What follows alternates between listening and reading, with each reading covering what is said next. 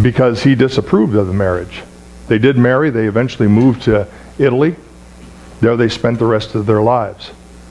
But during that time, she would write letters at least once a week back home. About 10 years later, a box came to her home. She opened it up, and there was all the letters that she had written. All of them were left unopened. Today, those letters are some of the most beautiful part of our classical English literature. But had her parents only just opened a few of those and read them, their relationship may have been restored. But it wasn't. Over the last several weeks, you and I have been studying and reading about the life of Joseph and his brothers in Israel and what God was doing. My hope for those of you who are here and those who even listen on the internet, that through all of that you haven't gone through this process and missed the most important relationship that God's trying to restore, and that's his relationship with you. Because of sin, our relationship with God has been severed. But because of his grace and his mercy toward us and his forgiveness, he's offered that relationship to be restored through forgiveness. That you and I would acknowledge our sin by confessing it, repent by turning from it, and trusting Christ and him alone. That broken relationship because of sin could be restored because of God's forgiveness in Christ Jesus. Now, as Christians, even though our relationship with the Lord is restored because of God's grace, you know what? He still wants to work his grace in our lives to restore other relationships. If you're in a relationship now with anyone, I will guarantee you this, there are going to be some rough times coming where reconciliation is going to have to take place. And the way reconciliation happens is through forgiveness. Those relationships can be restored. I know as Christians, every day we read God's love letters, don't we? I mean, God wrote 66 of those love letters to us. We read those. In there, reminded again of how God forgave us and reconciled us to himself. And if you and I continue to read those letters, we're reminded of our responsibility to reconcile relationships in our own lives. And that's what I want to share with you this morning. So in your outline this morning, I hope you have one. If you don't, there's some on the table back here. You're welcome to follow along. I want to share with you number one, reconciliation. What is reconciliation? Number one, it's a spiritual ministry. It's a spiritual ministry. Paul even told us in Galatians chapter 6, verse 1, if someone is caught in a sin or doing something wrong, those who are spiritual must go to him. Recognizing reconciliation is a spiritual ministry. In 2 Corinthians, in your outline this morning, chapter 5, verses 11 through 21, Paul was certainly in a rocky relationship with the church at Corinth. And he was then also reminding them of how much he loved them because of his love for Christ and Christ's love for him. So he said, for Christ's love compels us, because we have a broken relationship, his love compels me to talk to you like this. And he says, since we have reached this conclusion, if one died for all, then all died. Verse 15.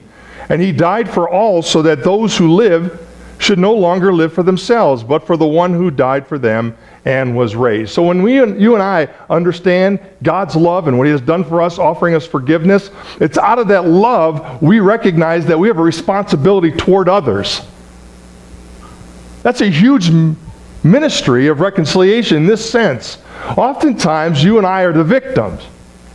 Now, not to say that you haven't caused some of your own problems in these relationships, but there are times when you're the victim. When you're the victim, you have a great responsibility because of Christ's love to initiate reconciliation in that relationship. Understanding it was God who initiated a reconciliation in our relationship, we thus do that toward others. He says, everything is from God, who reconciled us to himself through Christ and gave us the ministry of reconciliation. It's a ministry. That is, in Christ, God was reconciling the world to himself, not counting their trespasses against them. And he has committed this message of reconciliation to us. Now, there is no doubt we have the message of reconciliation for people to be reconciled with God. But God has also given us the ministry of reconciliation in relationships with others. That's often difficult, especially when we find ourselves kind of like Joseph, the ones being hurt, mistreated, abused. But when we come to Christ and know of his love and forgiveness and his ministry of reconciliation to us, you and I have the wonderful privilege of sharing that ministry with others. Reconciliation comes when you and I begin to enjoy intimate fellowship with previous enemies. Reconciliation comes when you and I enjoy intimate fellowship with previous enemies. Now that's a miracle. That's a miracle. As you know, it often takes a miracle from God for that to be a reality. Reconciled relationships. Certainly, Joseph's brothers were personal enemies of him. I mean, come on. You take your brother and you throw him in a pit. You strip him of his robe and make it look like he was killed. And then you go sell him to a band of Midianites going down to Egypt. And he goes into prison. He goes through all of these horrific situations. All because these brothers acted so horribly toward him. Yet God used Joseph in a powerful way to reconcile their broken relationship. God was at work. Just as evil is at work trying to destroy relationships, God's Spirit is working in and through us to restore relationships, and that is a spiritual ministry. On one end, it's a spiritual ministry of Satan to destroy relationships, and it's a spiritual ministry of God working in us to restore them. Now, number one, in reconciling relationships, there will be many who will resist. Amen? There will be many who resist your attempt to reconcile. In Matthew chapter 19, it tells us in one of the most beautiful relationships of life, the marriage relationship. Jesus said this, "Haven't you read that he who created them in the beginning made them male and female?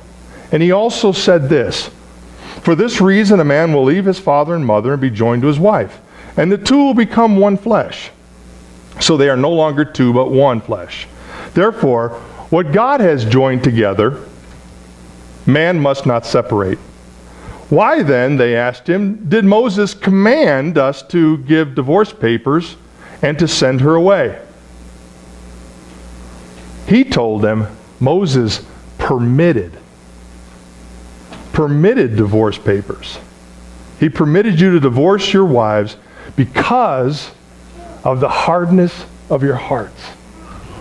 So many people today tell me this, and I just don't understand it. They said, God says it's all right to divorce because of an adulterous relationship. Now, God did say this.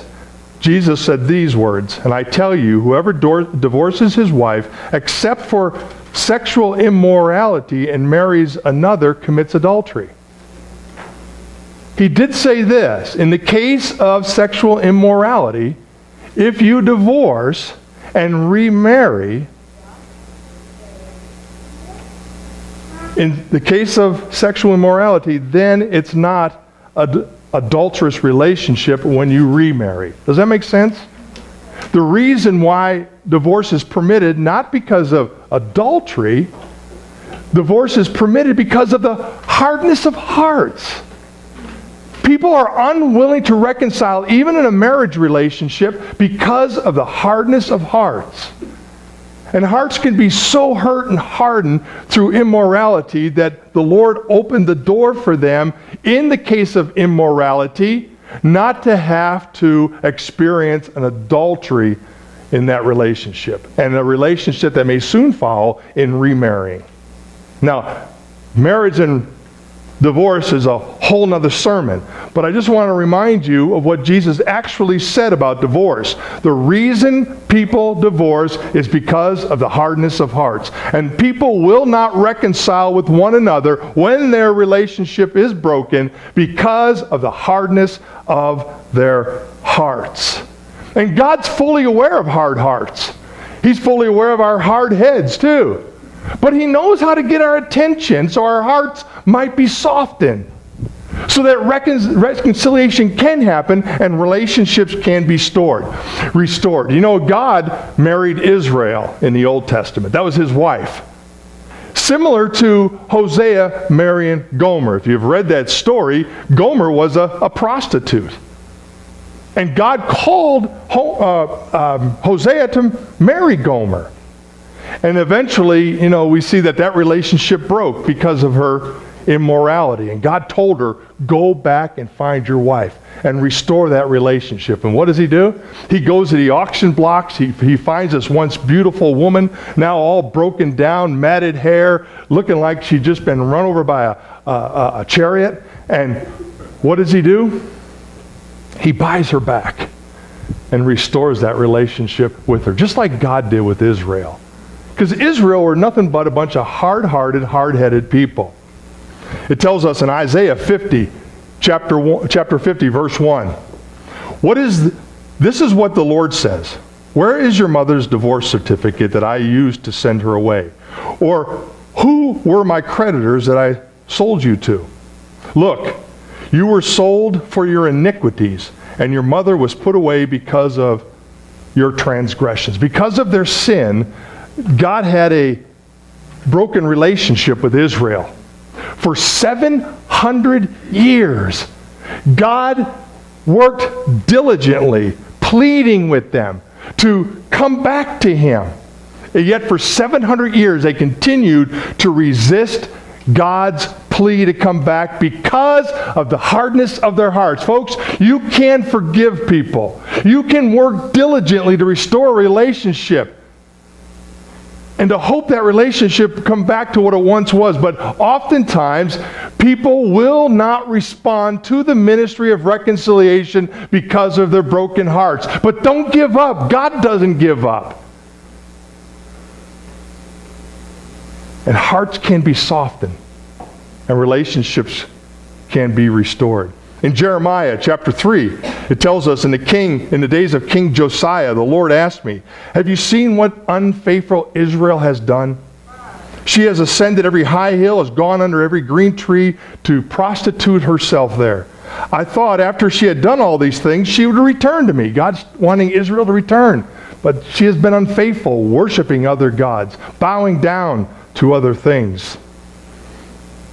He said, I observed that it was because unfaithful Israel had committed adultery that I have sent her away and have given her a certificate of divorce. Nevertheless, her treacherous sister Judah was not afraid, but also went and prostituted herself. And then in Jeremiah, the Lord tells us this in chapter 31, beginning with verse 31.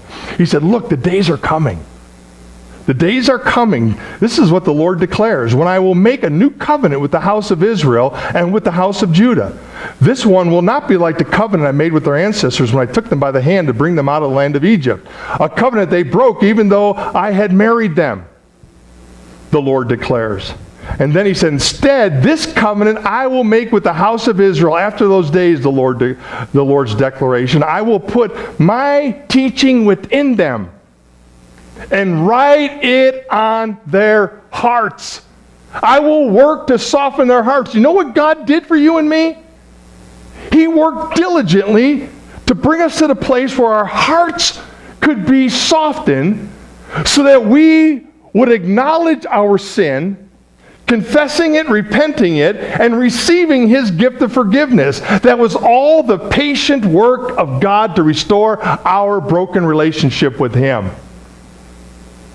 And folks, there will be people who will resist your attempts to reconcile with them, but don't give up.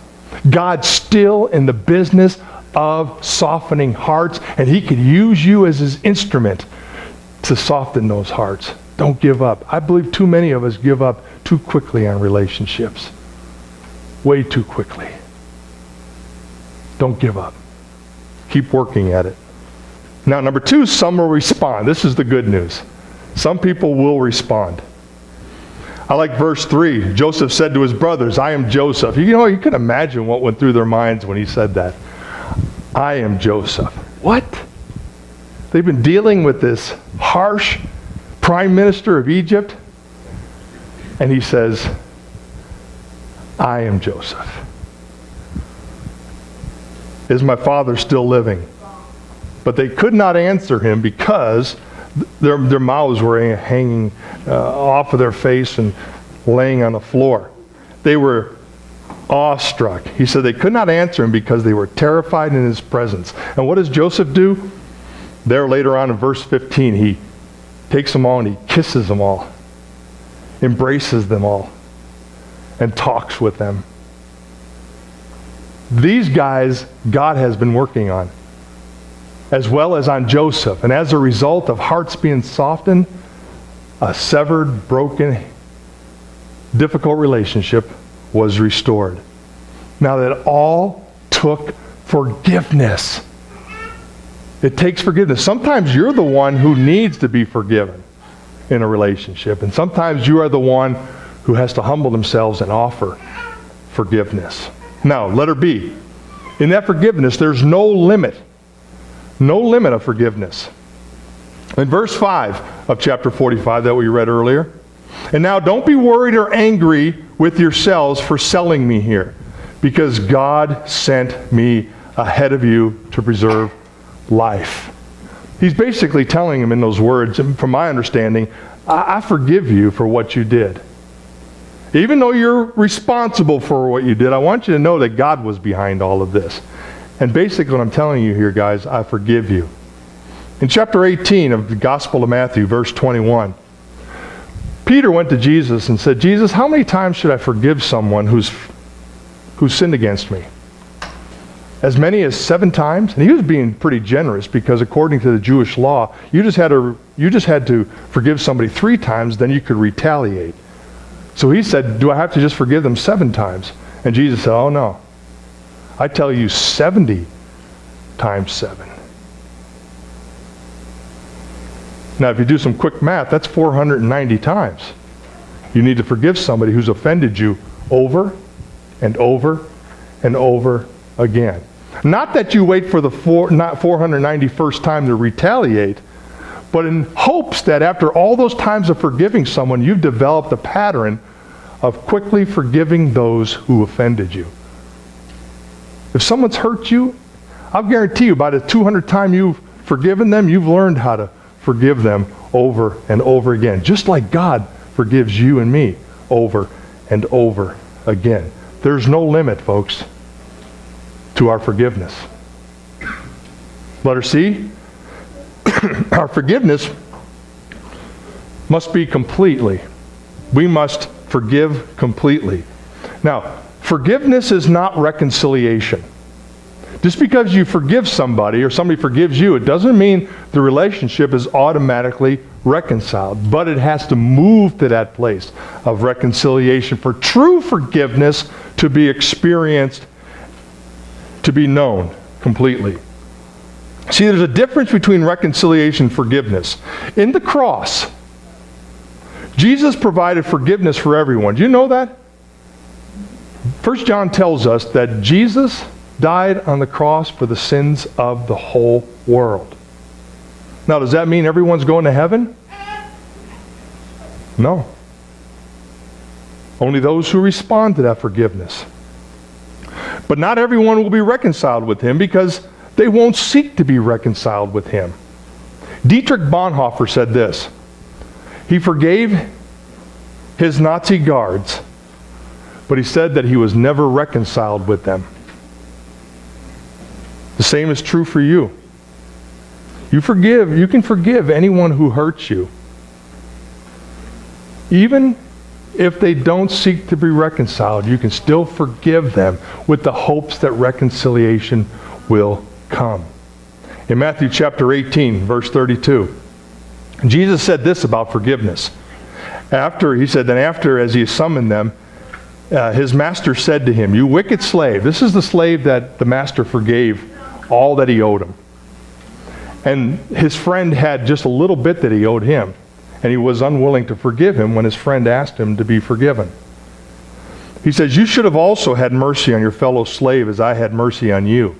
And his master got angry and handed him over to the jailers to be tortured until he could pay everything that was owed. "So," Jesus said, "my heavenly Father will also do to you if each of you does not forgive his brother from his heart." Some translations say from the bottom of your heart. If we cannot forgive people from the bottom of our heart, how can we accept God's forgiveness for us from the bottom of his heart? It's basically impossible, folks. It's impossible. We have to forgive others as Christ has forgiven us. In verse 15 of chapter 50 of Genesis, I'm going to jump ahead. We're going to get there sooner or later. But it says, when Joseph's brothers saw their father, who was dead, they said to one another, "If Joseph is holding a grudge against us, he will certainly repay us for all the suffering we caused him." I mean, each of us would say in our own hearts, he had every right to do that. Pay him back for what they did to him. So they sent this message to Joseph. "Before he died, your father gave a command. Say this to Joseph, please forgive your brothers' transgressions and their sin, the suffering they had caused you. Therefore, please forgive the transgression of the servants of God of your father." And Joseph wept when their message came to him. I don't know how he could have told them any more that they were forgiven. And he wept. "I've forgiven you guys from the bottom of my heart." Then his brothers also came to him. They bowed down before him and said, "We are your slaves." But Joseph said to them, "Come on, guys. You're not my slave. Don't be afraid. I'm in the place of God.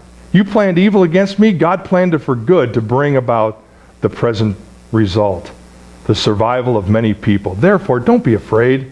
I will take care of you and your little ones." And he comforted them and spoke kindly to them.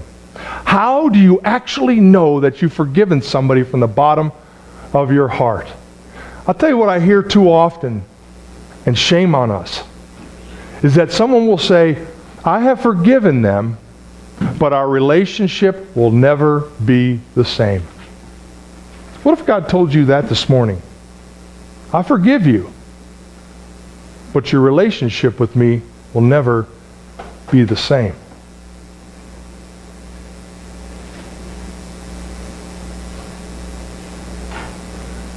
Forgiveness is one thing, but reconciliation is what's necessary. And reconciliation can come through forgiveness. We need God's forgiveness, but we also need to be reconciled. And people around us need to know they're forgiven. And we didn't know we're forgiven so that we can reconcile our relationships. Now, number two, here's the second thing I saw in here. Not always reconciliation, but also responsibility. I think the first responsibility we have that I found in these verses is that we have the responsibility to share good news. Look at verse 9. Joseph tells his brothers, "Now go back to my father, go quickly, and tell him what your son Joseph says this. God has made me Lord over all Egypt. Come down with me and without delay. You can settle in the land of Goshen." Now Goshen was in the northern east part of Egypt. And there it was a nice, beautiful, plush 900 square miles of land. Certainly a big piece of property. And he said, "Now you can come to Goshen and be near me, your children, your grandchildren, your sheep, cattle, and all you have. There I will sustain you, for there will be 5 more years of famine. Otherwise you and your household and everything you have will become destitute. Look, your eyes and my brother Benjamin's eyes can see that it is I, Joseph, who am speaking to you." This is good news, folks. There's a great opportunity here. You guys don't have to worry about your families falling apart because they all die as a result of starvation. But you can come here and be well taken care of, and I will make sure that you are taken care of. It's good news. That's what you and I have as the ministry of reconciliation, as ambassadors for Christ in 2 Corinthians 5:20-21. Therefore, we are ambassadors for Christ, certain that God is appealing through us. We plead on Christ's behalf. Be reconciled to God. We have the message of good news to show people that they can be reconciled to God. God has done all the work. All we need to do is respond to it, accept His forgiveness, and be restored to Him and walk with Him in that wonderful eternal relationship. Matthew 28. I love these verses. Matthew 28. Verses 1-10, they're at the resurrection when the women went back to the tomb, and they looked at the tomb, and they found that this stone had been rolled away, and there's an angel sitting on top of the stone, and the angel says to the women, "Don't be afraid, because I know you're looking for Jesus who was crucified. He's not here, for He has been resurrected, just as He said. Now come, take a look, see where He was laid? Now go quickly and tell His disciples this news." And they ran from the tomb. Where were they going? They were going to tell the disciples good news. Folks, we have good news to tell people, that they can be reconciled to God, just as those boys had good news to tell their dad about what happened to Joseph. We have good news to tell. And then on their way back, they recognized Jesus standing there in front of them. And Jesus said to them, "Good morning, girls." And they came up, took hold of His feet, and they worshiped Him. Then Jesus said, "Don't be afraid. Go tell my brothers." Folks, God has given us such great news, and we have a responsibility to tell it. Now, one of the best ways I think we see in Joseph is your own testimony. Letter B. Share your own testimony. Again, in verse 5-8, notice what he says 3 times. He says this. This is his testimony. When he shares all the things that has happened, he says this in verse 5. God sent me ahead of you. Verse 7, God sent me ahead of you. Verse 8, but it was God who did all of this. Again, he showed the works of God. When you're sharing your testimony, tell other people the good news of what God has done in your life. I've heard countless testimonies about people telling me how rotten their lives were, what a drunk they were, how they were addicted to drugs, how they beat women, or they did all of these horrible things. They go on and tell me all these horrible things. It's all about them, and I'm waiting. Can you just tell me what God has done in your life? That's what people need to hear. They don't need to hear about what a wicked person you used to be.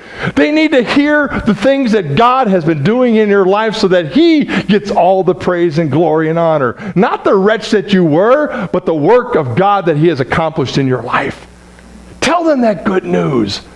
That's what people need to hear. That's what Joseph did. God did this. He didn't say, "You know what, I worked really hard when I was working for Pharaoh's servant. You know what, when I was in prison, I was a real good prisoner." He didn't say any of that stuff. He said, "God did this, God did this, God did this." And that's what our world needs to hear. Go, he said. You have a responsibility. Go. Let the world know the great things God is and has accomplished in your life.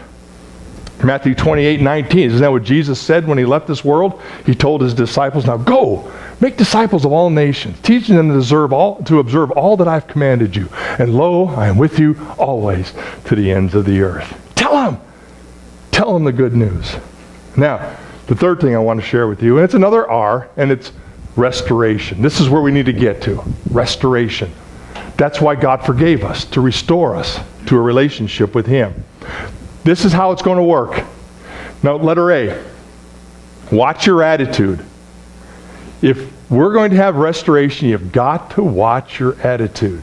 Number 1, your attitude toward God. Watch your attitude toward God. Why do I say that? Joseph reminded us over and over again that God was in the middle of all of this. It was His providential ruler over all the treatment that happened to him. Were the boys innocent of what they did because God providentially ruled over it all?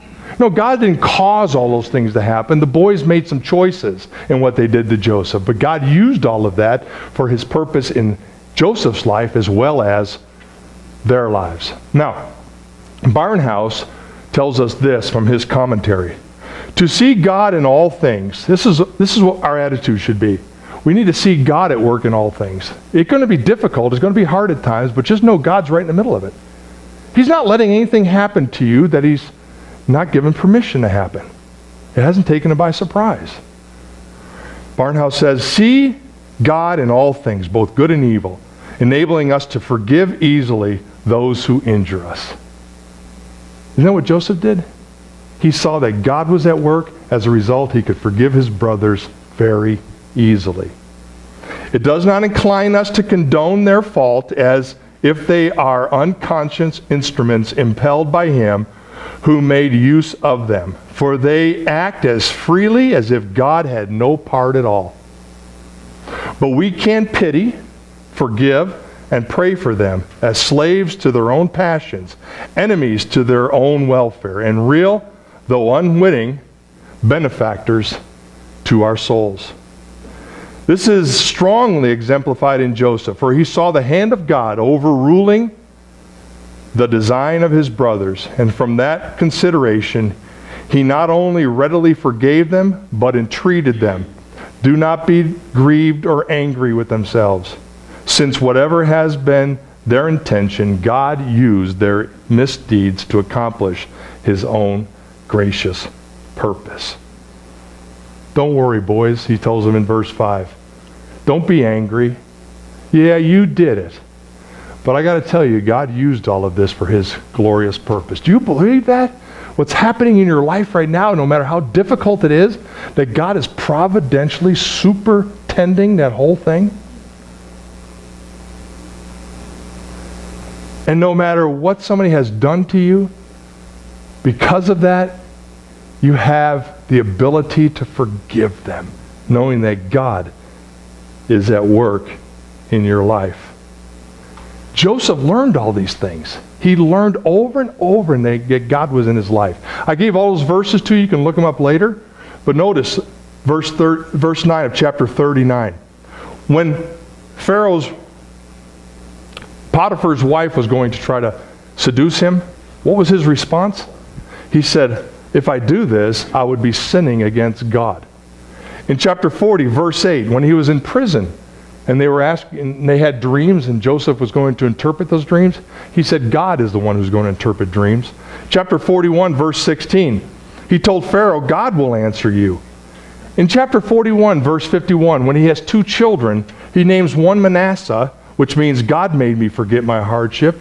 The other one he named Ephraim, which means God made me fruitful in affliction. Verse 18 of chapter 42, I fear God. 43:21, he prayed that God would be gracious to Benjamin. Chapter 43, verse 23, his steward knew about his God. How did he know that? Joseph told over and over again about his God. In chapter 50, verse 20, he says, you planned evil against me, but God planned it for good. Chapter 50, verses 24 to 25, Joseph said to his brothers, I'm about to die, but God will certainly come to your aid and bring you up from this land to the land he has promised. Verse 25, when God comes to your aid. You see what happened to Joseph? Joseph learned quickly that all that was going on in his life, God was superintending it all. And if you and I will learn that simple truth, we will then be capable of forgiving every person who has hurt us. And some of you have experienced very grave and difficult hurts. You've experienced abuse from perhaps a spouse. You've experienced abuse perhaps from a parent. You have experienced abuse maybe from a neighbor or an employer. You've experienced some very difficult things in your life. I will guarantee you this. God did not cause those things. Those people were responsible for those actions. But God oversaw all of it so that he might work his grand and glorious purpose in your life. And because of that, you have the responsibility to forgive those who hurt you so badly.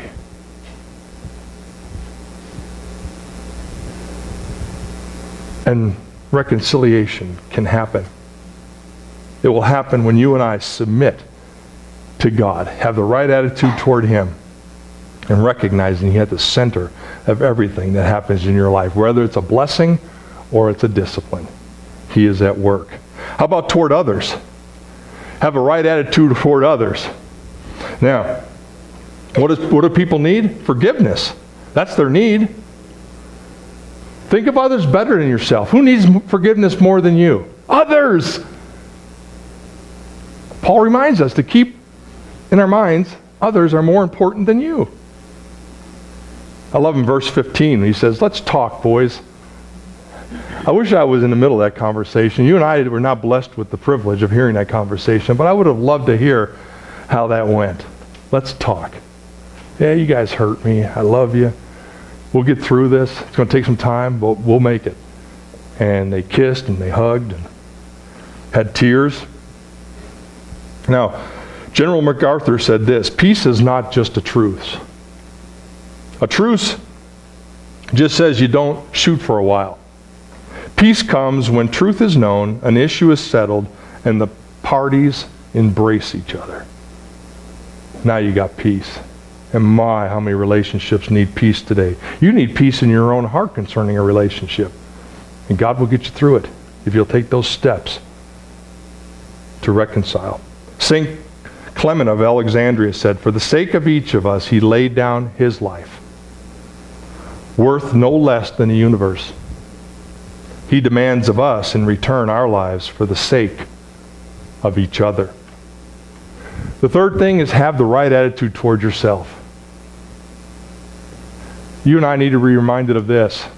Jesus said, if anyone wants to come after me, Logan, he must deny himself, pick up your cross daily, and follow me. Very good.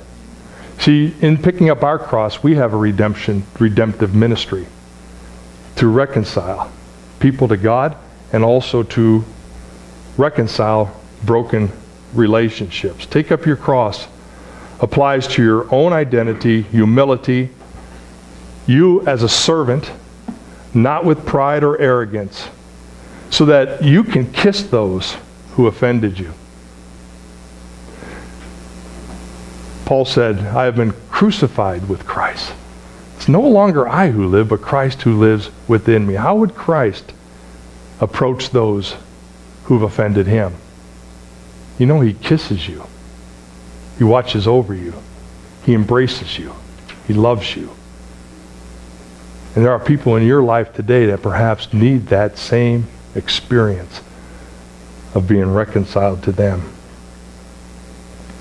He kisses them. He talks to them. He's not silent. He gives gifts. He's very generous. He has demonstrated their relationship has now been restored. Do you have trouble forgiving others? Do you? Come on, I'm in that boat. I always get in the way. But if I have the right attitude about myself and get out of the way, I can let God do His way in and through me. I could submit to His providence. He's taking care of this. I can trust Him to give me the power. Because that power that forgave me lives within me to forgive others. And I believe God can change hearts so relationships can be restored. There's a story I read about two brothers. One of them I'll call John. And they were farmers. And they had land next to each other. And John had a knock on the door, and it was a carpenter, and asked if he had any work. And and John said, "Yeah, I have some work I want you to do." And he and his brother used to exchange farm equipment, just help each other out, and then they just had a rift. They walked to the edge of the property, and he said, "What I want you to do is build a fence here. Out in that meadow, there used to be a meadow there, but my brother took a bulldozer and built a huge ravine at the edge of our property just to make me mad. I want you to build a fence so high that I'll never be able to see him again, and I won't ever hear or know what he's doing on the other side." So the carpenter worked all day, came to the farmer and said, "I'm all done." John and him walked out. He looked at it. You didn't see a fence at all. He had built a bridge. When John's brother saw the bridge, he said, wow, that's amazing. That's probably the nicest thing my brother's ever done. The two of them met on that bridge. They cried, they hugged, and they reconciled. Do you know that's what God did for you and me? Because of our sin, there was a huge chasm between him and us. But a carpenter one day went and built a bridge, his own cross, so that our relationship with God can be restored. You know what God's called us to? A ministry of reconciliation. To restore relationships that are broken with others. If you and I have walked over that bridge and have met God and reconciled to him, you and I have a responsibility to build a bridge of reconciliation in the lives of others. Are you ready to do that? It's not going to be easy. But God will be there every step of the way, empowering you to do so. Trust him. I hope you're here this morning and you've already been reconciled to God. If not, he's asking you to come. Cross that bridge of forgiveness through Christ. Be reconciled with God. And if you have, get on track restoring relationships. If you don't have a broken relationship right now, it's coming. If the Lord tarries in coming, you have some struggle. If you're married, let me tell you, you got some struggles coming. You have children or parents, you got some struggles coming. But praise be to God, reconciliation can happen. Father,